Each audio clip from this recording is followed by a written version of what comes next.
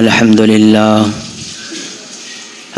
لله الذي وكفى وسلام على عباده الذين اصطفى أما بعد فأعوذ بالله من الشيطان الرجيم بسم الله الرحمن الرحيم إنما وليكم الله ورسوله والذين آمنوا الذين يقيمون الصلاة ويؤتون الزكاة وهم راكعون صدق الله العظيم وصدق رسوله النبي الأمين المتين الكريم ونحن على ذلك لمن الشاهدين والشاكرين والحمد لله رب العالمین۔ یا خدا بہر جناب مصطفیٰ امداد کن، سبھی حضرات آمین کہیں۔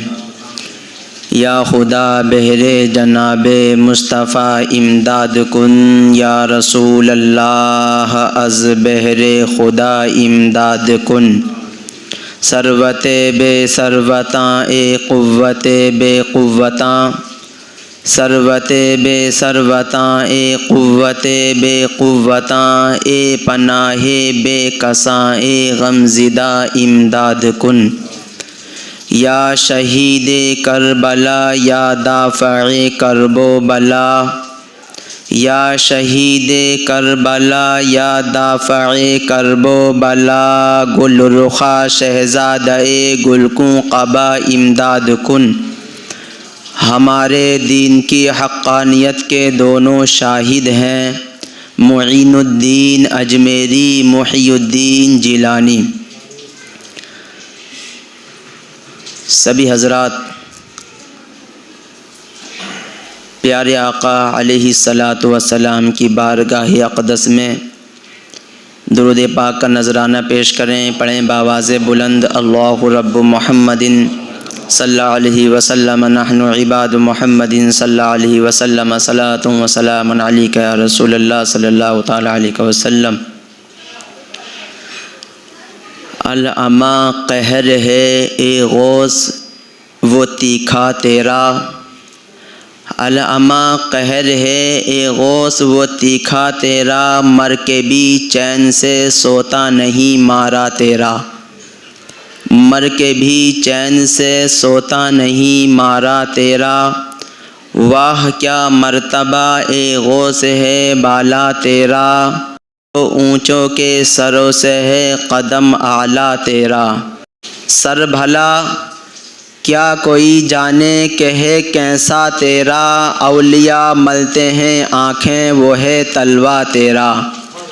اور کیا دبے جس پر حمایت کا ہو پنجہ تیرا، کیا دبے جس پر حمایت کا ہو پنجہ تیرا، شیر کو خطرے میں لاتا نہیں کتا تیرا۔ اعلیٰ حضرت نے اس کی منظر کشی کی ہے کہ ایک مرتبہ ایک اللہ کے ولی حضور غوث پاک کی بارگاہ میں آئے، اور ان کا معمول یہ تھا کہ جب وہ کہیں جاتے تھے تو شیر پر سواری کیا کرتے تھے، اور شیر کی خوراک کیا تھی؟ کھانے میں ایک گائے۔ حضور غوث پاک کی بارگاہ میں شیخ احمد رحمۃ اللہ علیہ آئے شیر کی سواری کر کے۔ حضور غوث اعظم نے ان کی اس دعوت کو قبول فرما لیا، وہ کہا کہ ہم تمہارے شیر کی بھی دعوت کریں گے اور تمہاری بھی دعوت ہے، شیر کی بھی غذا دیں گے ہم۔ اب جو آپ کا گائے کا استبل تھا وہاں پر ایک کتا رہتا تھا، کتا ایسا تھا کہ گایوں کو کوئی کچھ کہے تو جانے نہیں دیتا تھا، اسے چیر پھاڑ دیتا تھا۔ کتے کا معاملہ یہ ہے غوث اعظم کے، اسی کی اعلیٰ حضرت نے منظر کشی کی ہے کہ جب ان کے استبل سے ایک گائے لائی گئی تو کتا اس کے پیچھے پیچھے آ گیا، گائے کے پیچھے پیچھے چلنے لگا۔ جب گائے کے پیچھے پیچھے چلنے لگا اسے پتہ لگا کہ یہ گائے ایک خوراک بننے والی ہے شیر کی۔ شیر پر کتے نے حملہ کر دیا اور کتے نے شیر کو چیر پاڑ کر دیا۔ حالانکہ شیر کی طاقت زیادہ ہے، لیکن یہاں پر جو خادم اور غلام تھا، کس کا غلام تھا یہ کتا؟ غوث پاک کا۔ تو غوث پاک کے کتے نے یہ عالم شیر کا کر دیا، اسی کی منظر کشی کی ہے۔ شیر کو خطرے میں لاتا نہیں کتا تیرا، کیا دبے جس پر حمایت کا ہو پنجہ تیرا، کیا دبے جس پر حمایت کا ہو پنجہ تیرا، شیر کو خطرے میں لاتا نہیں کتا تیرا۔ اور جو کتے نے حملہ کر دیا، شیر کو چیر پھاڑ کر دیا۔ جب حضرت شیخ احمد رحمت اللہ علیہ نے یہ منظر دیکھا تو فوراً حضور غوث پاک کے قدموں کو چوم لیا اور کہا حضور میں آپ کی طاقت کو جان گیا کہ اللہ تعالیٰ نے آپ کو کتنی طاقت عطا فرمائی ہے۔ جب یہ کتے کا عالم ہے کہ ایک چھوٹا سا کتا شیر پر حملہ کر دے، شیر کو پھاڑ دے، تو ہم غلاموں کا عالم کیا ہوگا؟ الحمدللہ ہم تو غوث پاک کے مرید ہیں۔ اس لیے غوث پاک فرماتے ہیں میرا مرید کہیں سے اگر مجھے پکارے تو میں فوراً مدد کے لیے پہنچ جاتا ہوں۔ فرماتے ہیں کہ میں مشرق میں ہوں، میرا مرید مغرب سے پکارے تو فوراً اس کی مدد کے لیے پہنچ جاتا ہوں۔ یہ غوث پاک کی شان ہے۔ غوث پاک کی بارگاہ میں ہم بھی عرض کرتے ہیں، اور تمام لوگ مل کر کے میرے ساتھ پڑھیں گے انشاءاللہ۔ میرا ساتھ دیں گے کہ نہیں؟ انشاءاللہ میرے ساتھ آپ مل کر کے پڑھیں، اور یہ ایک دعائی کلمات پڑھ رہا ہوں میں، آپ بھی مل کر پڑھیں اور میں بھی پڑھوں، انشاءاللہ مزہ آئے گا۔ امداد کن از بندے غم آزاد کن، در دین و دنیا شاد کن، در دین و دنیا شاد کن، یا غوث اعظم دستگیر امداد کن۔ اس کا ٹرانسلیشن سن لیں، آپ کو ہو سکتا ہے سمجھ میں نہ آ رہا ہو، یہ فارسی کے الفاظ ہیں۔ امداد کن کا مطلب ہے کہ ہماری مدد کریں آپ، امداد کن از بندے غم آزاد کن، کہ ہمیں غموں سے آزاد کر دیجئے، یا دستگیر، یہ ہے اس کا ٹرانسلیشن۔ آپ میرے ساتھ مل کر پڑھیں، امداد کن از بندے غم آزاد کن، در دین و دنیا شاد کن، در دین و دنیا شاد کن، یا غوث اعظم دستگیر امداد کن۔ تیرے ہاتھ میں ہاتھ ہم نے دیا ہے، تیرے ہاتھ میں ہاتھ ہم نے دیا ہے، تیرے ہاتھ ہے لاج یا غوث اعظم امداد کن از بندے غم آزاد کن، در دین و دنیا شاد کن، در دین و دنیا شاد کن، یا غوث اعظم دستگیر امداد کن۔ سبھی حضرات درود پاک پڑھیں۔ اللہ رب محمد صلی اللہ علیہ وسلم، الصلاۃ والسلام علیک یا رسول اللہ صلی اللہ تعالی علیہ وسلم۔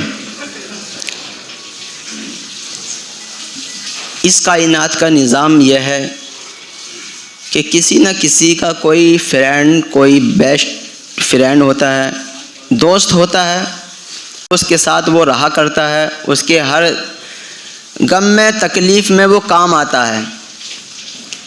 یہ تو دنیاوی معاملہ ہے، لیکن اللہ تعالیٰ بھی اپنے مقرب بندوں کا دوست بن جاتا ہے، اور یہ دوست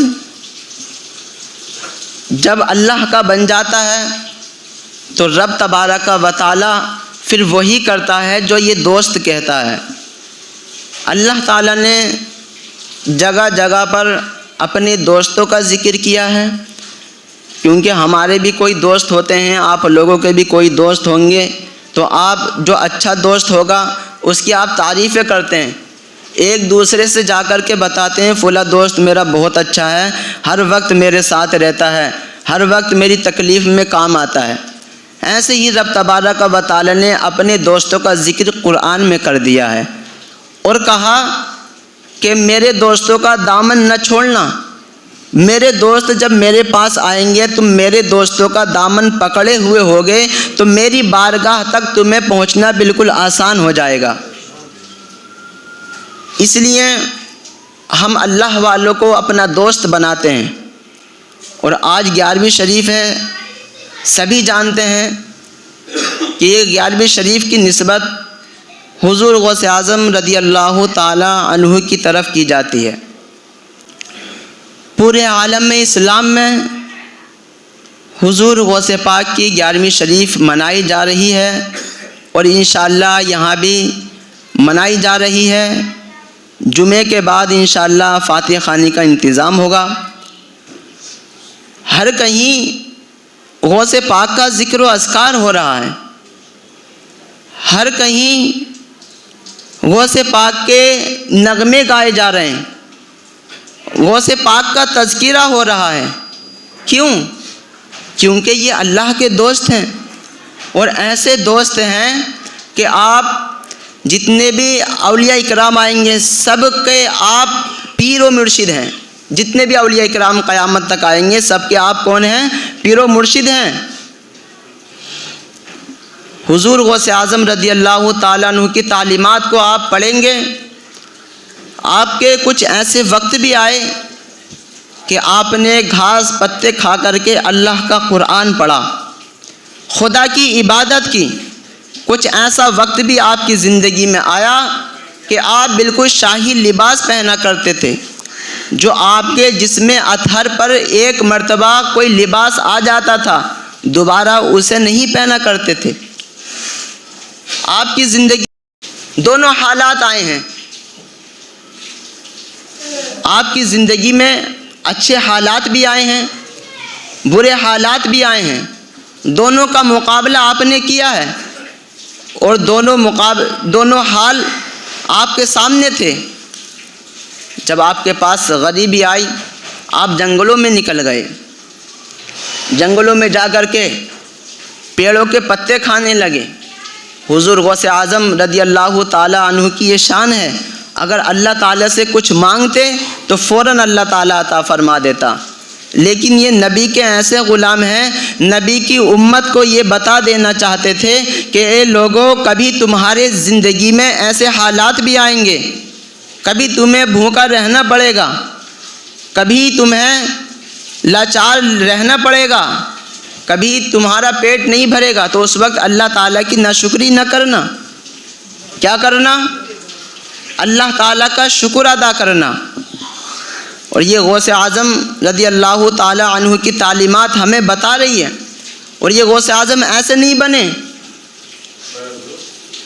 پہلے دیکھو ان کے والدین کی زندگی دیکھیں آپ، شاید آپ نے واقعہ سنا ہو، اتنے متقی پرہیزگار تھے کہ آپ کی والدہ بھی اور خود آپ کے والد بھی اتنے متقی پرہیزگار تھے کہ کسی کی کوئی چیز بغیر اجازت کے نہیں لیا کرتے تھے۔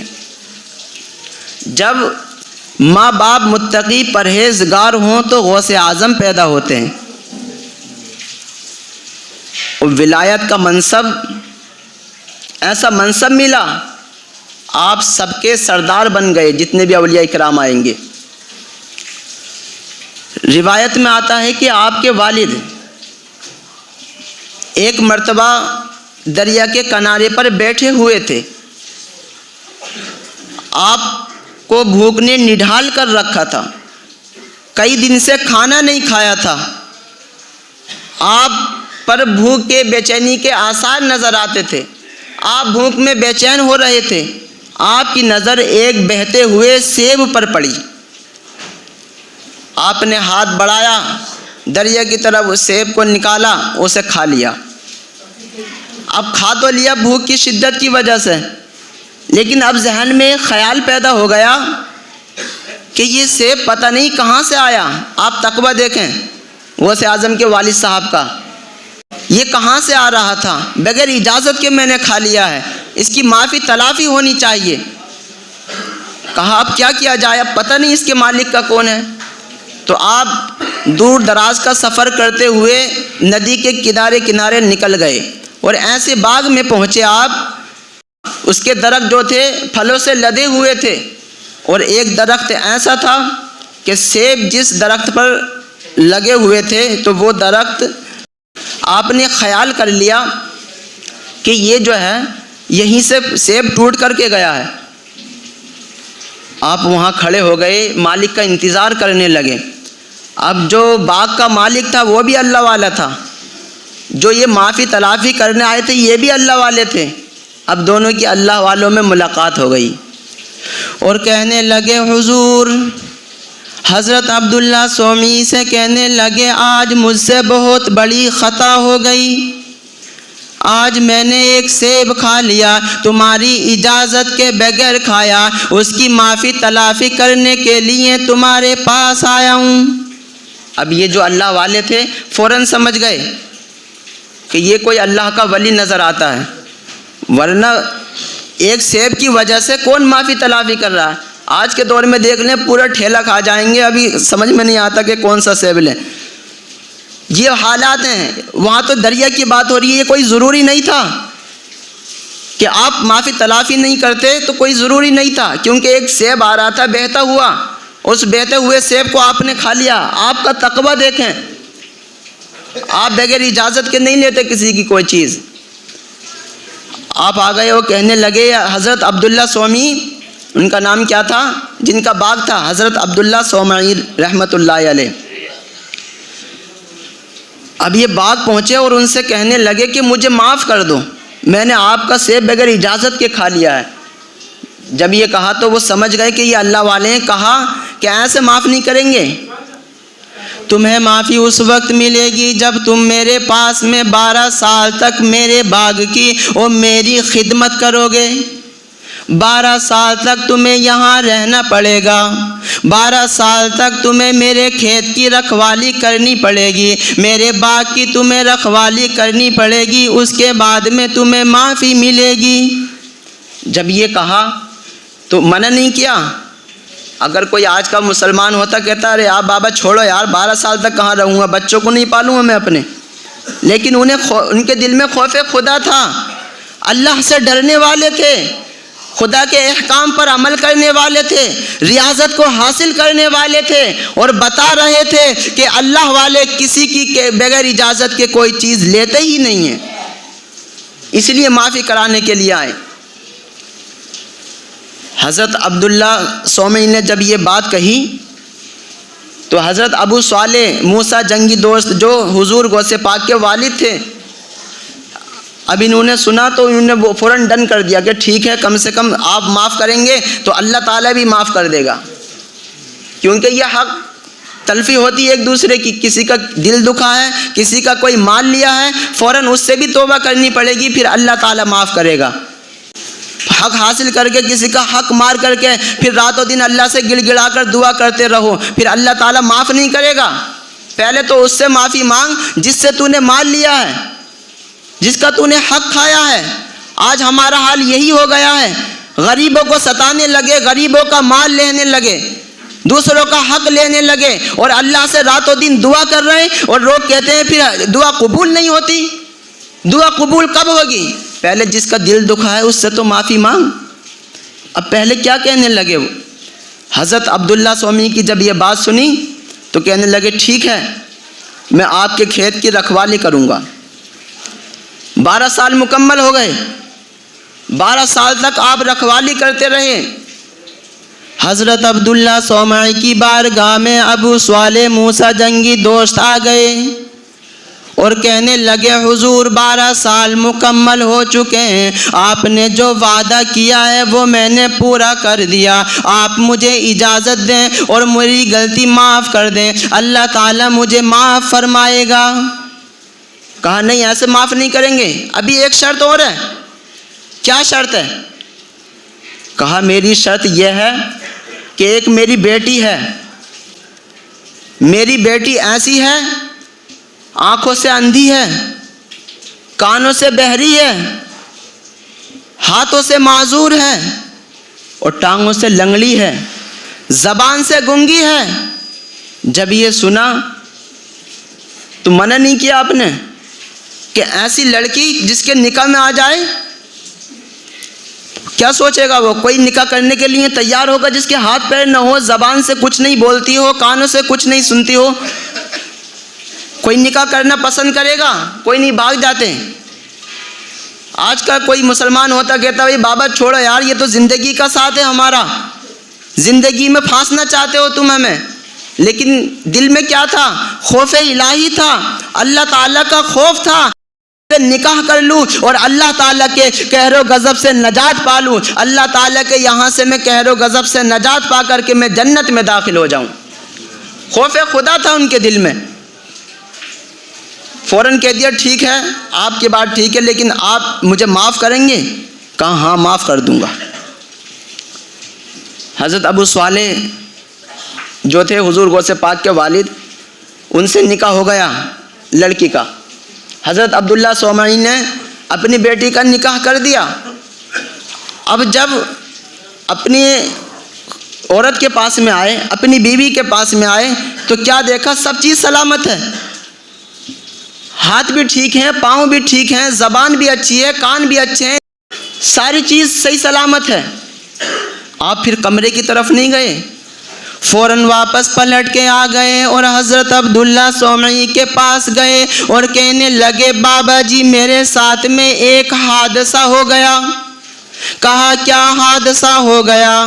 کہا حضور آپ نے بتایا تھا آنکھوں سے اندھی ہے، کانوں سے بہری ہے، زبان سے گونگی ہے، ہاتھوں سے معذور ہے، ٹانگوں سے لنگڑی ہے، آپ نے بتایا، لیکن اس کے اندر یہ کوالٹیز نہیں ہیں. اس کے ہاتھ بھی سلامت ہیں، پاؤں بھی سلامت ہیں، زبان بھی سلامت ہے، کیا آپ کا مقصد کیا ہے؟ حضرت عبداللہ صومعی کہنے لگے. کیا کہا حضرت عبداللہ صومعی نے؟ کہا بات تو ٹھیک کہی میں نے. خیر وقت ہو گیا ہے، انشاءاللہ یہاں سے اگلے جمعے میں بیان کریں گے. اللہ تعالیٰ کی بارگاہ میں دعا ہے کہ اللہ تعالیٰ ہم سب کو اس پر عمل کرنے کی توفیق عطا فرمائے. وما علینا الا البلاغ. السلام علیکم.